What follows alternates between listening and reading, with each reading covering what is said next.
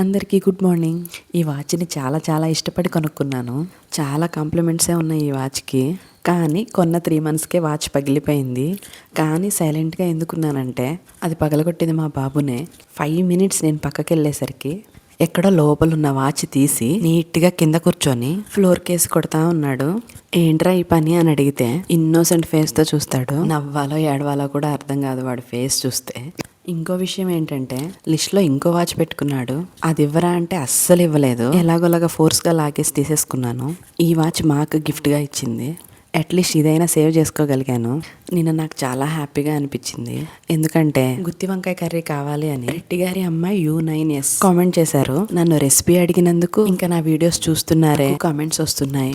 అందరూ చూస్తున్నారు, కామెంట్స్ కూడా చేస్తున్నారు అని చాలా హ్యాపీగా ఫీల్ అయ్యాను. తప్పకుండా లాంగ్ వీడియోలో పోస్ట్ చేస్తాను. అవుట్పుట్ నీట్గా రావాలని చెప్పి ఎఫర్ట్ పెడుతూ ఉన్నాను. అందుకే లాంగ్ వీడియోస్ కొంచెం డిలే అవుతున్నాయి.